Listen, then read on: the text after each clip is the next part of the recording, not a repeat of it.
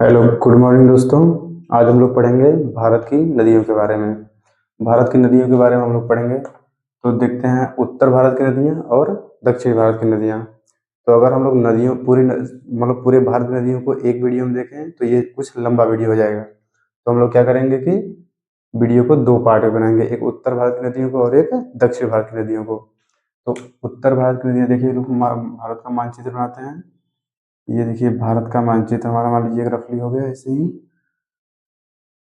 ऐसे ही समझिएगा कि रफली बना रहे हैं। उसके बाद यहाँ से ऐसे, फिर ये हमारा हो गया। इसको हम भारत के मानचित्र पे पहले बता देंगे आप लोगों की हम कौन सा क्षेत्र आपको पढ़ाएंगे। ये हमारा मान लीजिए भारत का मानचित्र हो गया, ठीक है। तो हम लोग इसको देखिए, ये हमारा यहाँ से एक कर्क रेखा गुजरती है। तो ये हो गई हमारी कर्क रेखा। तो ये हमारा जो है, ये ऊपर वाला उत्तर वाला भाग हो गया और नीचे वाला दक्षिण वाला भाग हो गया। तो हम लोग आज उत्तर में जितनी भी नदियां पड़ती हैं उसके बारे में पढ़ लेंगे। तो हम लोग कौन कौन सी नदियों के बारे में पढ़ेंगे।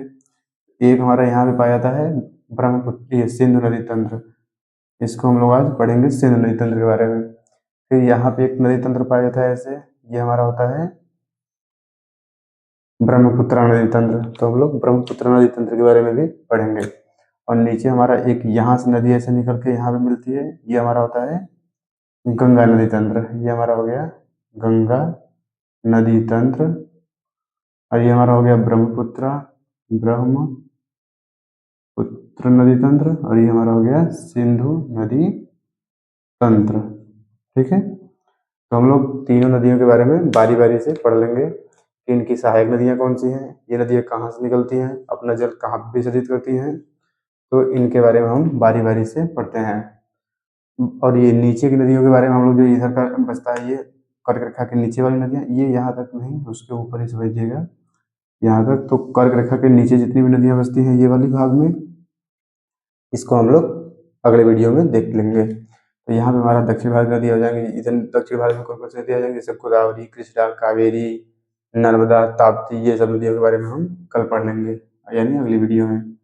और ऊपर के हम देखते हैं यहाँ पे, जैसे ब्रह्मपुत्र नदी तंत्र हो गया, सिंधु नदी तंत्र हो गया, गंगा नदी तंत्र हो गया। तो हम लोग एक उठाएंगे, भारत के मानचित्र पर ऐसे ही रफली खींचेंगे कि कौन सी नदी कहाँ पे आके मिलती है। उसके बाद फिर आप लोग मानचित्र पे उसको दर्शा लीजिएगा, ठीक है। तो पहले हम एक रफली चित्र बनाते हैं, इसको यहाँ से ऐसे मिटा के उसका इधर बताते हैं आप लोगों को एक एक नदी के बारे में। तो एक एक नदी हम लोग चालू करते हैं, कौन सी नदी, तो देखते हैं पहले सिंधु नदी तंत्र। यहाँ पे लिख देते हैं सिंधु नदी तंत्र, ठीक है। सिंधु नदी तंत्र, ये हमारी हो गई सिंधु नदी तंत्र। अब हम उसके बारे में देखते हैं। मान ये एक ऐसे ही रफली चित्र बनाते हैं, आप लोग उसके बाद मैप पे बता देंगे, मैप पे दर्शा लीजिएगा भारत के मानचित्र पे। तो मान लीजिए यहाँ पे हमारा एक झील है, कौन सा, मानसरोवर झील, मानसरोवर झील, ठीक है। फिर यहाँ मानसरोवर झील से एक हमारी नदी निकलेगी, कौन सी, ऐसे करके सिंधु नदी यहाँ तक आती है। ये सिंधु नदी कहाँ तक आएगी, तो यहाँ तक भारत वाला पार्ट हो गया इतना, ये हमारा भारत वाला पार्ट हो गया, और ये पाकिस्तान वाले पार्ट में से आ जाती है, यहाँ तक आ जाती है। तो ये हमारा हो गया पाकिस्तान, और इधर हमारा हो गया भारत, ठीक है। इधर का समझ लीजिए भारत है ये, क्योंकि इसको हम अभी बताएंगे। तो ये हमारा हो गया भारत, ठीक है। तो यहाँ पे इसकी सहायक नदी, ये मतलब कहाँ पे अपना जल विसर्जित करती है, तो ये अपना जल विसर्जित करती है पाकिस्तान में, अरब सागर में। यहाँ पे अरब सागर है, अरब सागर, ठीक है। ये कराची के पास अपना जल विसर्जित करती है, कराची। आप लोगों को अगर बंदरगाह वाला चैप्टर पढ़े होंगे तो हम बताए थे कि यहाँ पे पहले एक कराची बंदरगाह, यहाँ पे कराची बंदरगाह अभी भी है, तो यहीं पे अपना ये जल विसर्जित करती है। तो देखते हैं हम इसकी सहायक नदियों के बारे में बारी बारी से। ये नदी कहाँ से निकलती है, तो मानसरोवर से। और मानसरोवर कहाँ है, तो तिब्बत वाले रीजन में है, तिब्बत वाले रीजन में, ठीक है। ये नदी चीन से भी होते हुए बहती है, लेकिन चूंकि चीन, ये तिब्बत जो है वो चीन का भाग है, तो इसलिए ये नदी कहाँ से बहती हुई आती है, चीन से बहती हुई आती है, भारत में आती है, भारत से फिर पाकिस्तान में जाके अपना अरब सागर में जल विसर्जित करती है, ठीक है। हम लोग इसकी सहायक नदियों के बारे में देखते हैं बारी बारी से। तो यहाँ पे हमारी एक नदी यहाँ से निकलती है ऐसे करके, झेलम नदी, ये हमारी हो गई झेलम नदी, ठीक है। झेलम नदी इधर से यहाँ तक आती है, यहाँ से एक नदी हमारी है, यहाँ से मतलब एक चिनाव नदी निकलती है, चिनाव। लेकिन चिनाव नदी क्या है, ये दो नदियों के संगम से निकलती है, चंद्रा नदी प्लस भागा नदी। आप लोगों को बताए थे कल, अगर आप लोग कल वाला वीडियो देखे हो तो उसमें हम बताए थे आप लोगों को झील के बारे में। एक झील थी यहाँ पे सूरजताल झील, सूरजताल झील से हमारी कौन सी नदी निकलती है, तो भागा नदी। ठीक है, तो ये हमारा हो गया भागा नदी, और ये हमारी यहाँ पे नदियाँ जब मिल जाती है तो बन जाती है चिनाव नदी। ठीक है, तो चिनाव नदी यहाँ से आती है और ये पूरा इसमें इस रीजन में मिल जाती है। यहाँ पे मिलने के बाद ये आप लोग अगर समझे तो ये जो हमारी झेलम नदी है, ये कुछ दूरी तक पाकिस्तान की सीमा बनाती है। इसको हम लोग ऐसे कर देते हैं, ये पाकिस्तान की सीमा बनाती है, फिर ये चिनाव नदी आके इसमें मिल जाती है। ठीक है, ये हमारी हो गई चिनाव नदी। इसके बाद चंद्र प्लस भागा के मिलने से कौन सी नदी बन गई, तो इन दोनों के मिलने से इसको बोल देते हैं चिनाव नदी। ठीक है, फिर ये नदी आके पाकिस्तान में मिल जाती है झेलम नदी से। झेलम नदी, अगर आप लोग कल वाला वीडियो देखो तो झेलम नदी पे हम बताए थे एक यहाँ पे ऐसे झील बनी हुई है। ठीक है, ये झील का नाम क्या है, तो बूलर झील,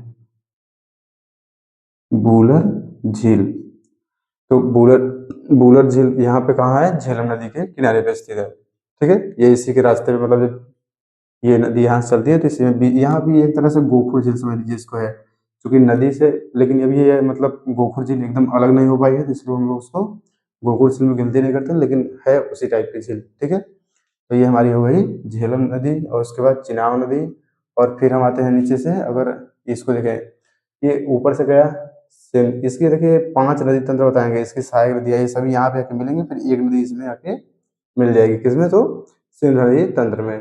तो हमारी हो गई, ये हो गई। उसके बाद हम यहाँ से देखते हैं, एक नदी हमारी है यहाँ से ऐसे आती है, ये झेलम चिनाव, यहाँ से आ जाएगी रावी नदी। ठीक है, फिर एक नदी यहीं से निकलती है, ये हमारी है ब्यास नदी। ब्यास नदी सिंधु नदी, मतलब इसमें यहाँ पे आके नहीं मिलती सिंधु नदी, यहाँ से एक नदी निकलती है सतलज नदी, ये हमारी हो गई सतलज नदी। सतलज नदी क्या करता है, सतलज नदी में ब्यास नदी आके अपना जल यहाँ पे विसर्जित करता है, और ये आगे बढ़ती है सतलज नदी। सतलज नदी यहाँ से आती है और ये चिनाब नदी में मिल जाती है ऐसे। उसके बाद ये नदी आके यहाँ पाकिस्तान में मिल जाती है इससे। ये हमारी कौन सी नदी आ रही थी इधर, चिनाब नदी, यहाँ पे चिनाब नदी। ठीक है, अब इनमें से अगर किसी की सहायक नदी एक है तो इसकी झेलम नदी की एक सहायक नदी है यहाँ पे ऐसे करके, किशन गंगा नदी, किशन गंगा नदी। ठीक है, किशन गंगा नदी पर ही एक प्रोजेक्ट बना हुआ है जहाँ से बिजली का उत्पादन होता है, तो उसे बोलते हैं किशन गंगा प्रोजेक्ट। ठीक है, तो हमारी ये नदियाँ हो गई इतनी। तो ये सिंधु नदी तंत्र में इतनी नदियाँ आएंगी। अगर इस सिंधु नदी की और सहायक नदियों के बारे में हम देखें तो ऊपर से एक नदी हमारी यहाँ से आती है, ये हमारी है काबुल नदी, काबुल नदी। ठीक है, ये हमारी हो गई काबुल नदी। और एक और नदी के बारे में देखें तो एक नदी यहाँ से आती है ऐसे ऐसे करके, ये इसमें मिल जाती है, ये है श्योक नदी, श्योक। ठीक है, श्योक नदी। तो हमारी सिंधु नदी तंत्र में इतनी नदियां आती हैं। तो देख लीजिए एक बार फिर से इनको। मानसरोवर से सिंधु नदी निकलती है, चीन से होते हुए बहते हुए भारत में प्रवेश करती है, भारत में प्रवेश करने के बाद फिर पाकिस्तान में प्रवेश करके अपना नदी कहाँ विसर्जित कर दिए, तो अरब सागर में। तो इसके बाद हम देखते हैं इसकी सहायक नदियाँ कौन कौन से बता दिए। तो इसको आप लोग क्रम से याद कर लीजिएगा। और इसमें एक विशेषता क्या है कि ये वाला जो रीजन है, ये पूरा 5 नदियों का रीजन, इसको हम लोग बोलते हैं पंच दोआब, पंच दो आब। ठीक है, पंच दोआब से ही हमारे यहाँ पे एक पाकिस्तान में इस ये वाला भी रीजन लेते हैं, लेकिन इसको हम अपने यहाँ इसको पूरा समझ लीजिए, इतना वाला रीजन, ये इतना, ये क्या है पंच दोआब। तो पंच दोआब से हमारा बना है पंजाब, पंजाब। तो हमारा पंजाब कहाँ कहाँ, पंजाब का हिस्सा कुछ भारत में भी है और कुछ पाकिस्तान में भी है।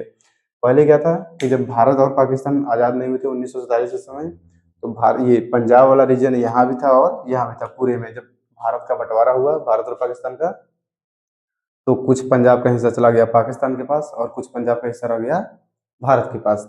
तो भारत के पास जो हिस्सा है वो ये वाला रीजन है, और पाकिस्तान के पास जो है वो ये वाला रीजन है।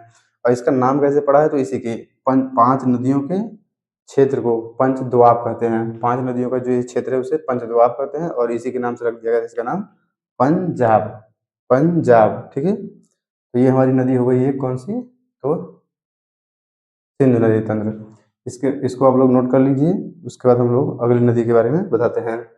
तो इसको फिर नोट कर लिए होंगे आप लोग, देखिए नोट कर लीजिए, फिर हम बताते हैं आपको ब्रह्मपुत्र नदी तंत्र के बारे में, ठीक है। तो इसको हम मिटा दे रहे हैं इधर से, फिर आप लोग इसको, अगर आप लोग चित्र इसका नहीं बनाया है तो फिर वीडियो को पॉज करके बना लीजिए, नहीं तो वीडियो को दोबारा देख लीजिएगा। और उसके बाद हम अगली नदी कौन सी बताएंगे, तो यहाँ पे इसको मिटाते हैं और अगली नदी बताते हैं आपको ब्रह्मपुत्र नदी तंत्र के बारे में, ठीक है। देखिए यहाँ पे ब्रह्मपुत्र नदी तंत्र, ब्रह्मपुत्र नदी तंत्र, ठीक है, ये हमारा हो गया ब्रह्मपुत्र नदी तंत्र। तो ब्रह्मपुत्र नदी तंत्र के बारे में हम लोग समझे। तो ब्रह्मपुत्र नदी तंत्र के बारे में भी वैसे ही एक भारत का मानचित्र है, जैसे आप लोग बताए थे कि यहाँ से निकल के मानसरोवर से ऐसे आती है। तो पहले हम लोग रफली एक बार खींच लेते हैं, फिर भारत के मानचित्र में बना देंगे आपको। तो देखिए रफली अगर खींचे तो जो मानसरोवर झील थी, वो मानसरोवर झील को हम लोग बना लेते हैं। ये हो गई हमारी मानसरोवर झील, ठीक है, चूंकि ये भी नदी वहीं से निकलती है, तो मानसरोवर झील हो गई। करते हैं ये नदी, ऐसे ये नदी आती है और ये नदी यहाँ पे आके बांग्लादेश में प्रवेश करती है, हमारा बांग्लादेश वाला रीजन हो गया, ठीक है। तो इस नदी को हम देखिए कहते क्या है, कहाँ पे किस नाम से जानते हैं, पहले आप लोग ये जान लीजिए। तो ये हमारी हो गई यहाँ पे, ये जो सिंध, जहाँ से मानसरोवर से ब्रह्मपुत्र नदी निकलती है, वहां पे उसका नाम ब्रह्मपुत्र नहीं होता है, उसका नाम क्या होता है, तो यहाँ पे हम लोग नाम रखते हैं इसका सांगपो, सांगपो। ये तिब्बत वाला रीजन है ना, तिब्बत में इसको सांगपो बोला जाता है, तिब्बत। और यहाँ पे तिब्बत में सांगपो का मतलब पवित्र होना होता है, पवित्र। तो सांगपो यहाँ पे नाम तिब्बतियों ने रखा था। तो जब ब्रह्मपुत्र नदी मानसरोवर से निकलती है, निकलने के पश्चात जब ये भारत में यहाँ पे ये अरुणाचल प्रदेश में प्रवेश करती है, अरुणाचल प्रदेश वाला रीजन है ना, अरुणाचल प्रदेश। तो हमारी यहाँ पे एक पर्वत श्रृंखला है, ये पर्वत चोटी है, इसको बोलते हैं हम नामचा बरवा पर्वत, नामचा बरवा पर्वत, ठीक है। ये आप लोग पर्वत का नाम दे दीजिए, चूंकि यहीं से नदी मुड़ के भारत में प्रवेश करती है। तो ये हमारा हो गया अरुणाचल प्रदेश वाला रीजन। अरुणाचल प्रदेश मान लीजिए यहाँ तक है, तो यहाँ पे हम लोग इसका नाम क्या रखते हैं, जब ब्रह्मपुत्र नदी भारत में प्रवेश करती है, तो इसके पहले तिब्बत में इसका क्या नाम था, सांगपो। जब भारत में प्रवेश करेगी तो इसका नाम हो जाएगा दिहांग, दिहांग, ठीक है। दिहांग नदी इसका कहाँ नाम हो जाएगा, अरुणाचल प्रदेश में प्रवेश करने के पश्चात। फिर यहाँ से एक नदी, इसकी सहायक नदी, इसको पहले आगे देख लीजिए। फिर यहाँ पे इसका नाम क्या हो गया, दिहांग, ये हो गया सांगपो, ये हो गया दिहांग। फिर इधर जब आएंगे तो यहाँ पे ये हमारा असम वाला रीजन यहाँ से स्टार्ट होता है, तो असम वाले रीजन में इसका नाम होता है ब्रह्मपुत्र। यहाँ पे इसका नाम है, इसको ऐसे लिख देते हैं, यहाँ पे इसका नाम है ब्रह्मपुत्र, ब्रह्मपुत्र, इसका नाम हो गया ब्रह्मपुत्र। तो ये हमारा कहाँ तक रहेगा, तो ये हमारा बांग्लादेश में प्रवेश करने के पश्चात तक रहेगा, ठीक है। बांग्लादेश में जब प्रवेश करेगी नदी, तो बांग्लादेश में प्रवेश करने के पश्चात इसका नाम हो जाएगा जमुना, जमुना, ठीक है, जमुना हो गया। फिर एक नदी हम अभी बताएंगे आपको, गंगा नदी तंत्र। तो गंगा नदी तंत्र की विशेषता क्या है कि ये निकलेगी जहां से भी, ये ऐसे आते हुए ये यहाँ पे जब बांग्लादेश में प्रवेश करेगी तो जाके इस नदी से मिल जाएगी, जमुना नदी से, जो कि ब्रह्मपुत्र है। तो यहाँ पे गंगा नदी का नाम क्या होगा, तो यहाँ पे इसका नाम होगा पद्मा। इसके पहले इसका और नाम होगा, इसको भी हम बाद में बताते हैं। इसके पहले जैसे यहाँ पे जब बांग्लादेश में प्रवेश नहीं की होगी तो इसका नाम भागीरथी होगा, भागीरथी। लेकिन जब बांग्लादेश में प्रवेश कर जाएगी तो इसका नाम हो जाएगा पद्मा। और पद्मा नदी जब जमुना नदी से मिलेगी, जब इन दोनों का संगम होगा, तो आगे ये नदियां हो जाएंगी पद्मा के नाम से जानी जाएंगी, ठीक है, पद्मा के नाम से जानी जाएंगी। एक नदी यहाँ पे मणिपुर से निकलती है, मणिपुर, मणिपुर से निकल के ये नदी कहाँ आती है, तो ये आके इसमें मिल जाती है, किसमें, तो ये पद्मा नदी में, जो हमारी पद्मा और जमुना के संगम से बनी हुई है। इस नदी का नाम होता है बराक नदी। बराक नदी कहाँ नाम होता है, तो ये बराक नदी भारत में नाम होता है। जब ये बांग्लादेश में प्रवेश करती है, ये समझ लीजिए हमारा बांग्लादेश वाला रीजन था इतना, ये हमारा बांग्लादेश वाला रीजन है। तो जब ये नदी यहाँ पे प्रवेश करती है तो इसका नाम हो जाता है यहाँ पे मेघना नदी, मेघना। जब मेघना नदी और पद्मा नदी आपस में मिलती हैं यहाँ पे, तो इनके संगम के बाद ये नदियाँ किस नाम से जानी जाती हैं, तो ये नदी मेघना के नाम से जानी जाती है, ठीक है। जब ये देखिए इसका नाम आप लोग ध्यान दीजिएगा, यहाँ से निकली तो सांगपो कहाँ तक है, तो जब तक तिब्बत में रहती है। जब भारत में प्रवेश करती है तो इसका नाम क्या हो जाता है अरुणाचल प्रदेश में, दिहांग। पूरे अरुणाचल प्रदेश वाले रीजन में इसका क्या नाम होता है, तो दिहांग। जब अरुणाचल प्रदेश से असम वाले रीजन में प्रवेश करती है तो असम वाले रीजन में इसका क्या नाम हो जाता है, तो ब्रह्मपुत्रा। ठीक है, ब्रह्मपुत्रा रीजन कहाँ तक होता है, तो असम में होता है और मेघालय में होता है, और कुछ इसका रीजन पश्चिम बंगाल में भी पाया जाता है थोड़ा बहुत।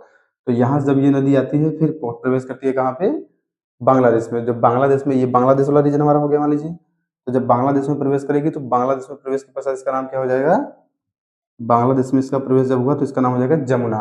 और इधर से कौन सी नदी आ रही थी, तो भागीरथी या गंगा, और यहाँ की ये पद्मा हो गई थी, तो दोनों जब मिलती हैं तो इसका नाम हो जाता है दोनों। चूंकि आप नदी के बारे में जानते होंगे कि नदी का नाम कैसे रखा जाता है, अभी हम बताते हैं, आप लोग ये समझ लीजिए। तो पद्मा हो गया प्लस जमुना, जब इन दोनों नदियां मिल गई तो इसका नाम हो गया पद्मा। ठीक है, एक और नदी हम बताएं, मणिपुर से निकलती है कौन, बराक नदी। बराक नदी, जब ये बराक नदी जाएगी बांग्लादेश में तो बांग्लादेश में इसका नाम हो जाएगा मेघना। जब मेघना नदी पद्मा नदी से मिलेगी तो इसका नाम हो जाएगा मेघना, क्योंकि ये मेघना इससे ज़्यादा गहरी नदी होती है। फिर ये आगे आएगी, फिर यहाँ पे अपना एक डेल्टा बनाएगी। ठीक है, इस डेल्टा को हम लोग कहते हैं सुंदरवन डेल्टा, सुंदरवन डेल्टा। और चूंकि ये विश्व का सबसे बड़ा डेल्टा है, ठीक है, विश्व का सबसे बड़ा डेल्टा सुंदरवन डेल्टा। ठीक है, अब देखिए हम नदियों के बारे में फिर अब धीरे धीरे बताते हैं कि कौन सी नदी पे क्या स्थित है। देखिए ये ब्रह्मपुत्र नदी थी, जब ब्रह्मपुत्र नदी यहाँ पे प्रवेश करती है तो यहाँ पे हमको एक राष्ट्रीय उद्यान देखने को मिलता है। यहाँ पे कौन सा राष्ट्रीय उद्यान है, तो ये काजीरंगा राष्ट्रीय उद्यान है, काजीरंगा राष्ट्रीय उद्यान। ठीक है, ये हमारा हो गया काजीरंगा राष्ट्रीय उद्यान। फिर इसके आगे जब आती है तो यहाँ पे हमारा एक ये वाला रीजन मिलता है, यहाँ पे हमारा है माजुली द्वीप। माजुली द्वीप क्या है, माजुली द्वीप पूरे विश्व में सबसे बड़ा नदी द्वारा निर्मित द्वीप है। माजुली द्वीप विश्व में नदी द्वारा निर्मित सबसे बड़ा द्वीप ये है, ये माजुली द्वीप इसको हम कहते हैं। ठीक है, तो ये हमारा हो गया माजुली द्वीप। अभी आप लोग देखिए इतना बस समझे हैं कि नदी का नाम कहाँ, मतलब किस देश में कौन सा नाम है, किस राज्य में इसका क्या नाम है, मिलने के पश्चात इसका क्या नाम हो जाता है। आप लोग एक बार ये नदी समझ लीजिए। अब इसका हम बताएंगे आप लोगों को कि इसकी सहायक नदियाँ कौन कौन सी हैं और कहाँ कहाँ से मिलती हैं। तो आप लोग इसको इतना ध्यान दीजिए और फिर हम इधर बता देते हैं आपको कि इसकी सहायक नदियाँ कौन कौन सी। देखिए यहाँ से हम लोग बताए थे ये मानसरोवर झील था, यहाँ से निकली थी ऐसी नदी और ये आई थी ऐसे प्रवेश कर भारत में। ठीक है, तो इसको आप लोग थोड़ा ध्यान दीजिएगा। यहाँ पे मान लीजिए है मानसरोवर, मार्कर ये सही नहीं चल रहा है, चेंज करके इससे से ये हमारा हो गया मानसरोवर झील। ठीक है, तो इसकी हम सहायक नदियों के बारे में आप लोग ये देख लीजिए। यहाँ पे क्या था, अरुणाचल प्रदेश में प्रवेश की, यहाँ तक आई, ये असम वाला रीजन हो गया, फिर ये हमारा ऐसे बांग्लादेश वाला रीजन हो गया। ठीक है, तो यहाँ से कौन सी नदी आई थी, ये एक बराक नदी हो गई, ये भी हमारी इसकी सहायक नदी है बराक। और यहाँ पे क्या थी, ये इसका नाम क्या रखा गया था, मेघना। ठीक है, तो ये सब नाम तो यहाँ पे लिखा हुआ है। मेघना, बराक कहाँ से निकली, मणिपुर से निकली।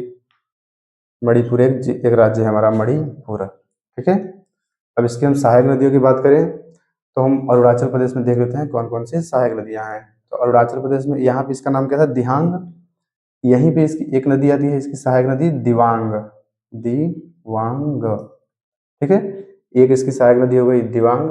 और इसके नीचे हम आए तो इसी में अरुणाचल प्रदेश में ही एक और नदी आके मिलती है, ये हमारी हो गई लोहित नदी, लोहित नदी। ठीक है, ये हमारी हो गई लोहित नदी। फिर हम प्रवेश कहाँ करते हैं, असम वाले रीजन में। ये असम वाला रीजन इतना मान लीजिए है ना, ये वाला। ठीक है, तो असम वाले रीजन में आते हैं। तो असम वाले रीजन में ऊपर से कुछ नदियां आती आके इसमें मिलती हैं, क्योंकि ऊपर ये हमारा कौन सा, ये हमारा रीजन क्या है, ये हमारा हिमालय वाला रीजन है। तो हिमालय वाले रीजन से कुछ नदियां आके इसमें ब्रह्मपुत्र नदी में मिलती हैं। कौन कौन सी नदी मिलेंगी, तो यहाँ पे हम एक नदी देख लेंगे ऐसे आके, ये मिलती है हमारी सुबनसिरी नदी। इसका नाम हम ऊपर लिखते हैं सुबनसिरी नदी, सुबनसिरी नदी। ठीक है, ये हमारी हो गई सुबनसिरी नदी।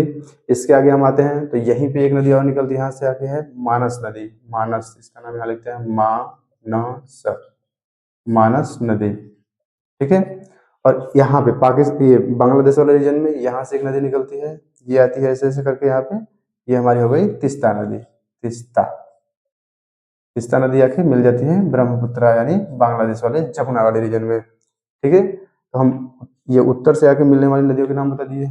दक्षिण से देखिए यहाँ पे अरुणाचल प्रदेश वाले रीजन में कौन कौन सी नदी मिल रही थी, तो एक थी दिबांग और एक थी लोहित। दिबांग और लोहित। फिर हम आते हैं ये असम वाले रीजन में, तो असम वाले रीजन में हम देख लेंगे कौन कौन सी नदियां इससे आकर मिलती हैं। ठीक है। तो असम वाले रीजन में दो नदी आकर मिलेगी, एक हो जाएगी यहाँ पे, यहाँ से मान लीजिए एक नदी निकली ऐसे, ये हमारी हो जाएगी धनश्री नदी। धनश्री, धनश्री नदी, धनश्री, इसका नाम है धनश्री, धनश्री नदी। उसके बाद हम और इधर आएंगे तो यहाँ पे हमारी एक नदी है ऐसे आके इसमें मिलेगी कोपिल नदी। कोपिल नदी। ठीक है। सॉरी, ये हमारी हो गई कोपिल नदी। तो हम लोग देख लेते हैं इतनी नदियों के बारे में। इसकी सहायक नदियां इतना ही देखेंगे, इससे ज्यादा मतलब कि देख सकते हैं, लेकिन इधर ये यहाँ पे तिब्बत वाले रीजन में, वो चूंकि भारत में नहीं है तो उसको हम लोग विश्व के अगर देखना चाहेंगे तो विश्व के नदियों के बारे में अगर पढ़ेंगे तो देख लेंगे उसमें, और भारत में देख रहे हैं तो इतना देखेंगे। तो ये आप लोग एक बार ये जो मानचित्र है हमारा, इसके बारे में समझ लीजिए, और फिर एक बार इसके बारे में समझ लीजिए कि इसकी सहायक नदियाँ कौन सी हैं। सहायक नदियों से ज़्यादा जरूरी ये है कि हम इसके नाम के बारे में ध्यान दें कि कहाँ पे इसका क्या नाम है और कौन से रीजन में कहाँ प्रवेश करती है। ठीक है। तो हम यहाँ पे देख लीजिए मानसरोवर झील हमारा हो गया। वो ये यहाँ पे बीच में कौन सा रेंज पड़ेगा हमारा, तो ये बीच में हमारा हिमालय वाला रीजन पड़ेगा। ठीक है, पूरा यहाँ तक। तो हिमालय वाले के रीजन के ऊपर से बहती है ये हमारी नदी हो गई ब्रह्मपुत्र। हिमालय यहाँ बीच में है और ऊपर से ब्रह्मपुत्र। जब ये ब्रह्मपुत्र बहती हो जाएगी अरुणाचल प्रदेश तक पहुंचेगी, तो यहाँ पे एक पर्वत है नामचा बरवा पर्वत। ठीक है।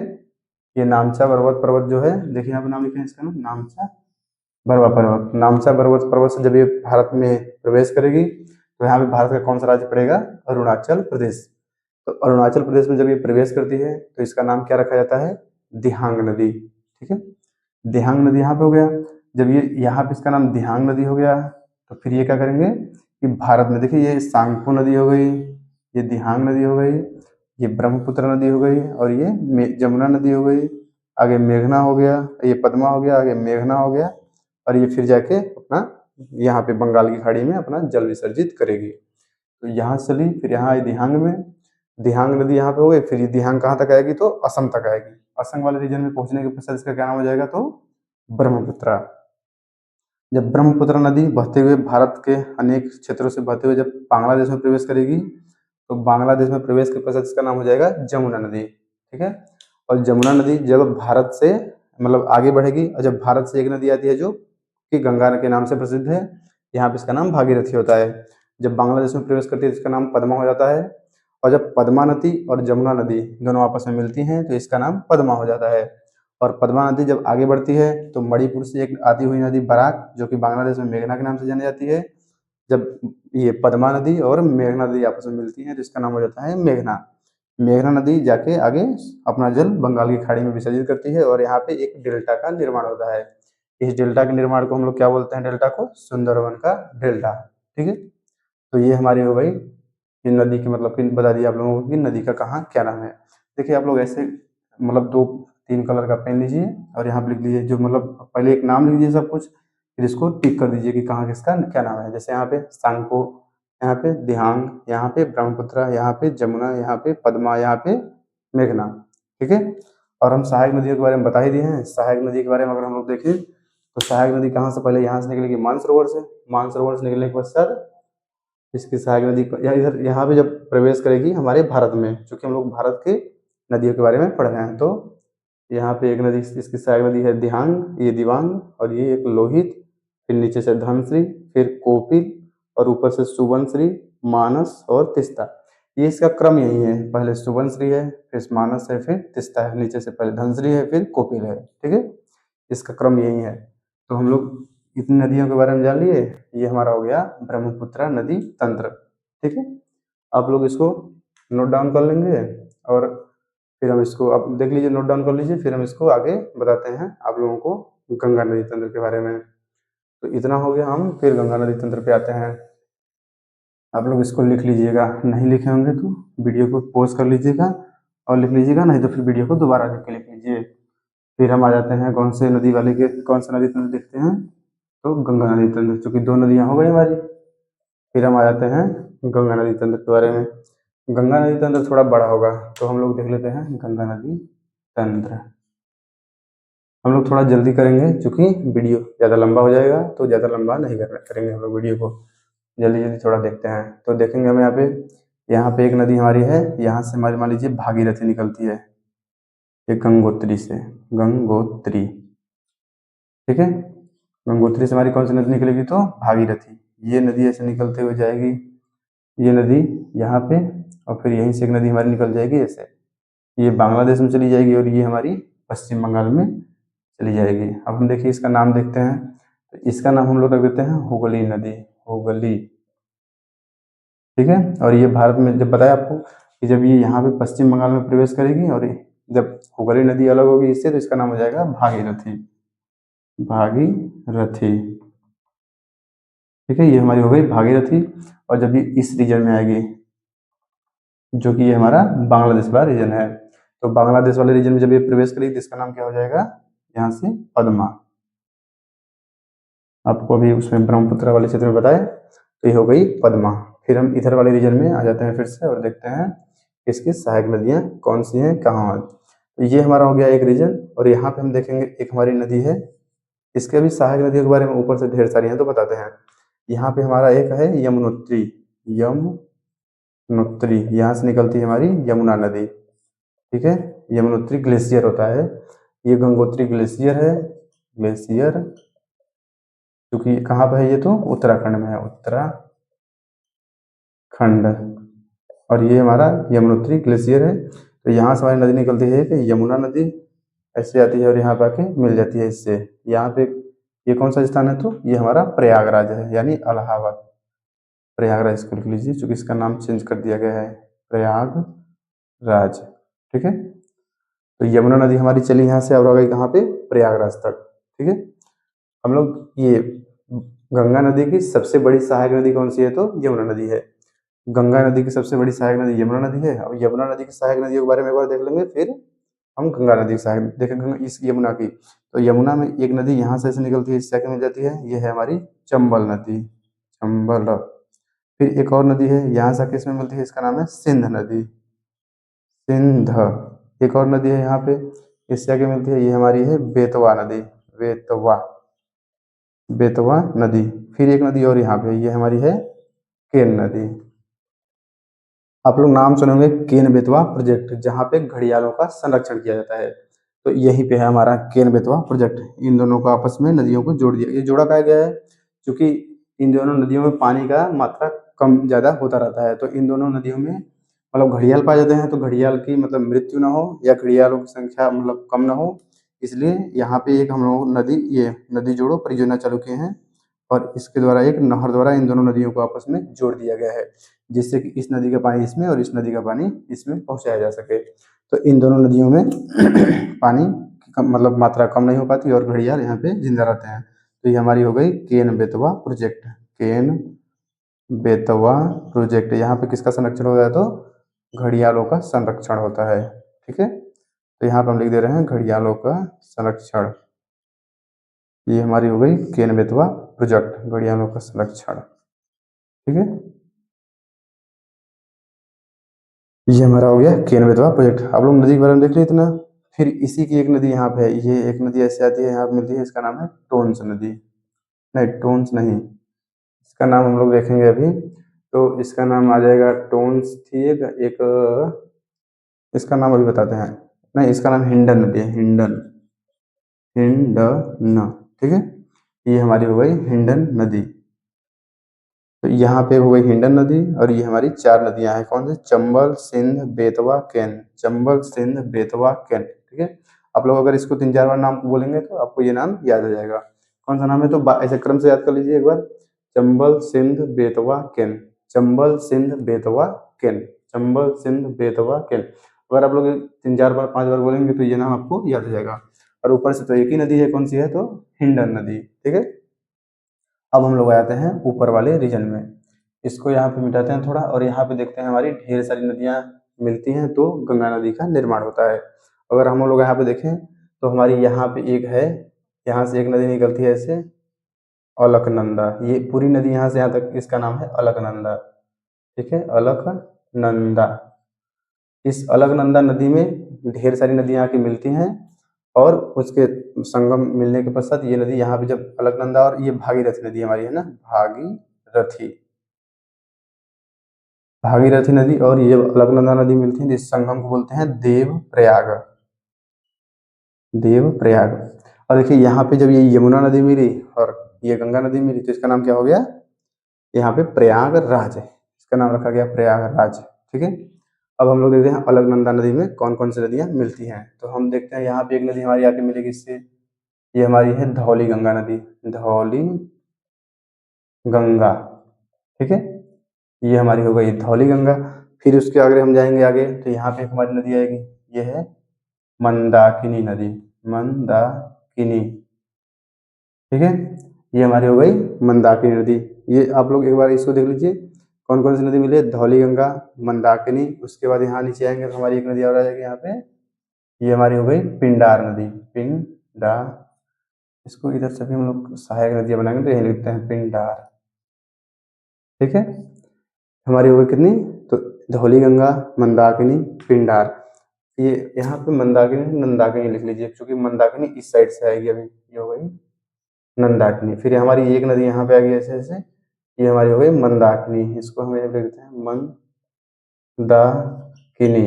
आप लोग अगर ये समझ ना पाए तो नाम जो बोल रहे हैं उसको सुनकर लिख लीजिए। ये हमारी है मंदाकिनी नदी, पिंडार नदी, नंदाकिनी नदी, धौली गंगा। अलकनंदा, ये बीच बीच में जो जहाँ मिल रही है इन सबका नाम क्या है, तो अलकनंदा नाम है। अलकनंदा नदी यहाँ पे आगे मिल गई इससे भागीरथी से, जो कि ये देवप्रयाग है। ये नदी जब आगे बढ़ेगी तो इस फिर ये गंगा के नाम से जानी जाएगी, यहाँ पे इसका नाम हो जाएगा गंगा। और ये गंगा नाम कहाँ तक चलेगा, यहाँ से आते हुए आते आते थे ये हमारा यहाँ तक इसका नाम गंगा ही रहेगा। ये पश्चिम बंगाल के पहले तक, पश्चिम बंगाल, ये हमारा पश्चिम बंगाल वाला रीजन है। ठीक है, अब हम लोग ऊपर से देखते हैं बारी बारी से इसकी कौन सी नदियाँ हैं, उसके पहले नीचे से देख लेते हैं। तो हमारे यहाँ तक तो हो गया यमुना नदी की। हम नीचे आते हैं तो नीचे हमारी एक नदी यहाँ पे है, ये नदी हमारी है ऐसे आके यहाँ मिलती है, ये हमारी है टोंस नदी, टोंस नदी। ठीक है, और एक और नदी यहाँ से हमारी आती है, ये यहाँ पे आके पटना में मिलती है, ये हमारा पटना वाला रीजन है। इसका नाम क्या है, तो सोन नदी, सोन। ठीक है, ये हमारी हो गई सोन नदी। ये यहाँ पे हुगली नदी है, हुगली नदी यहाँ पे ये अपना जल विसर्जित करेगी, तो इससे पहले यहाँ पे एक नदी हमारी जाके इससे मिल जाएगी, दामोदर नदी, दामोदर। ठीक है, ये हमारी हो गई दामोदर नदी। इसको हम फिर से लिखते हैं दामोदर। आप लोग ये जब नदी जहाँ पे जाके हुगली नदी से मिलती है, यहीं पे हमारी एक बैराज है, बैराज यानी पानी को कंट्रोल करने के लिए बनाया जाता है बैराज। तो यहाँ पे हमारा है फरक्का बैराज, फरक्का बैराज। ये बैराज जो होता है वो पानी को कंट्रोल करता है। वहाँ पे मतलब छोटे छोटे, जैसे बांध क्या होता है, बांध में तो पानी को एकत्रित किया जाता है, उसके बाद जब पानी वहाँ पे ज़्यादा हो जाता है तो पानी का इस्तेमाल करने के लिए धीरे धीरे उसको छोड़ा जाता है। लेकिन बैराज क्या होता है, बैराज को पानी से रोका नहीं जाता, क्योंकि बैराज एक मतलब लिमिटेड एरिया में बनाया जाता है, एक छोटा, जैसे कि ये नदी जा रही है तो इसी पे एक बैराज बना दिया जाएगा ऐसे ही। इसके मतलब पानी के क्षेत्रफल को बढ़ाया नहीं जाएगा, मतलब ये नहीं कि इधर से मतलब ये नदी यहाँ फैल जाए, फैलेगी नहीं, ये रहेगा इसी में, मतलब इतने में ही रहेगा, और ये पानी यहाँ पे कंट्रोल करके इसको धीरे धीरे छोड़ा जाएगा। ठीक है, ये पानी अपनी नदी में ही रहेगी, और यहाँ पे हमेशा इसको पानी पूरा नहीं रोका जाता है। बांध में क्या होता है, पानी को पूरा रोक दिया जाता है और बांध पूरा भर जाता है, लेकिन इसमें हमेशा पानी छोड़ा जाता, मतलब निकलता रहता है, और मतलब पानी को इससे थोड़ा बहुत कंट्रोल किया जाता है, बहुत ज़्यादा नहीं। तो यही होता है बैराज। तो हमारा बैराज कहाँ पे है, तो ये फरक्का बैराज दामोदर नदी और हुगली नदी के, जहाँ पे दामोदर नदी हुगली नदी से मिलती है। ठीक है, ये हमारी हो गई टोंस नदी, ये हमारी हो गई सोन नदी। ठीक है, टोंस नदी और सोन नदी के बारे में जान लिए। और अगर हम एक और नदी देखें तो बीच में हमारी एक और नदी है यहाँ पे, इसी में से जाती है इससे, ये इसको बोलते हैं हम कर्मनाशा नदी, कर्मनाशा। ठीक है, ये हमारी हो गई कर्मनाशा नदी। तो हम लोग इतना देख लें, नीचे की नदियाँ इतनी हैं। नीचे की नदियाँ कौन कौन सी हैं? इधर ये जो थी हमारी यमुना नदी, इसकी अगर देखें, इसको हम लिख देते हैं यमुना, ठीक है। ये हमारी हो गई यमुना नदी। इसको हम देखें अगर, तो इसकी सहायक नदियाँ कौन कौन सी हैं? तो ये हमारी हो गई चंबल नदी, सिंध नदी, बेतवा नदी, केन नदी, ठीक है। यहीं पे हमारा पाया जाएगा केन बेतवा प्रोजेक्ट। उसके बाद हमारे इधर नीचे से कौन कौन सी नदियाँ गंगा नदी मिलती हैं? तो टोंस नदी, कर्मनाशा नदी और सोन नदी। ये हमारी हुगली नदी है। हुगली नदी में कौन सी नदी जाके मिलती है? तो दामोदर नदी। दामोदर नदी जहाँ मिलती है वहीं पे हमारा बना हुआ है फरक्का बैराज, ठीक है। ये हमारा हो गया फरक्का बैराज। तो हम जल्दी जल्दी ऊपर की नदियों के बारे में देखते हैं कि ऊपर से कौन कौन सी नदियाँ आकर इससे मिलती हैं। तो अगर हम देखें तो ऊपर से नदी हमारी ये सब हो गई थी, अलकनंदा, धौलीगंगा, नंदाकिनी, पिंडार, मंदाकिनी। इसके आगे अगर हम बढ़ें तो यहाँ पे हमारी एक नदी आएगी, इसमें मिलेगी रामगंगा नदी, राम गंगा, ठीक है। ये हमारी हो गई रामगंगा नदी। फिर इसके बाद हम यहाँ पाएंगे तो हमारी एक नदी आएगी यहाँ पे गोमती, ठीक है। फिर आगे बढ़ेंगे तो एक नदी हमारी यहाँ से आएगी, ये होगी घाघरा, ठीक है। ये हमारी हो गई रामगंगा, गोमती, घाघरा।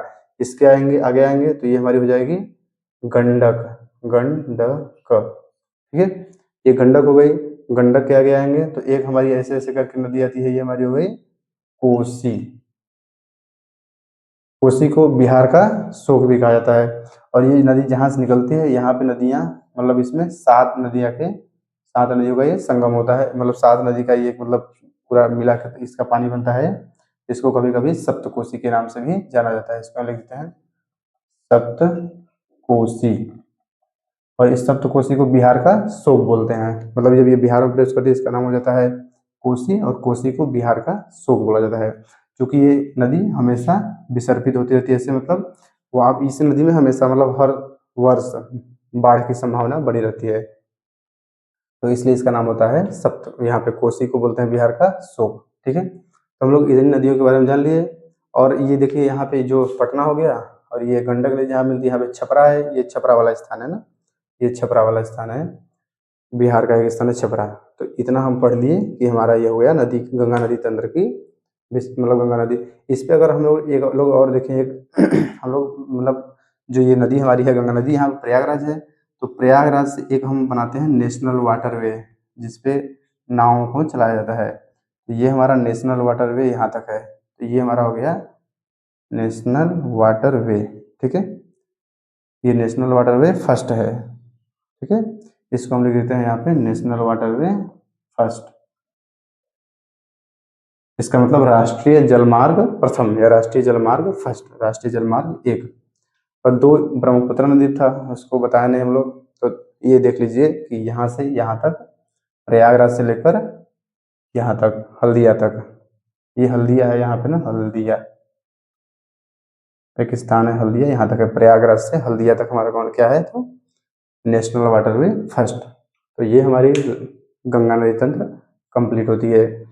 कंप्लीट तो हाँ कंप्लीट हो गया। यहाँ पे हम ये बता दिए कि दामोदर नदी जाके मिल गई पटना में, ठीक है, इतना हो गया। तो इसके बारे में आप लोग एक बार पूरा देख लीजिए। और हम लोग पीछे जो बताए हैं ब्रह्मपुत्र नदी तंत्र और सिंधु नदी तंत्र के बारे में आप लोग देखे होंगे। तो इसको अलग अलग आप लोग अपने कॉपी में नोट कर लीजिए, और इसको देखते रहेंगे तो ये याद करना इतना कठिन नहीं है जितना आप लोग सोचते होंगे। तो इसको हम लोग एक बार फिर से रिवाइज कर नहीं, तो इतना आप लोग देख लीजिए। तो आप आज का वीडियो यहीं तक रहेगा। फिर अगली वीडियो हम लोग देखेंगे प्रायद्वीपीय भारत की नदियों के बारे में, ठीक है। तो ये हमारा हो गया उत्तर भारत की नदी। उत्तर भारत और पूर्वोत्तर भारत में कौन कौन सी नदियाँ गई थी? तो सिंधु नदी, ब्रह्मपुत्र नदी और गंगा नदी तंत्र। उसके बाद हम लोग नीचे देखेंगे, वो हम लोग कल देख लेंगे। तो आप लोग इसको देखिए, और फिर आगे मतलब ये वीडियो आपको अच्छा लग रहा हो तो आप लोग चैनल को सब्सक्राइब करिए और लाइक करिए और कमेंट करिए, और बताइए कि आपको वीडियो कैसा लग रहा है, ठीक है। और अगले चैप्टर के बारे में भी आप लोग बता सकते हैं कि अगला चैप्टर आपको किस पर वीडियो बनाया जाए, तो हम उस पर वीडियो बनाएंगे। धन्यवाद।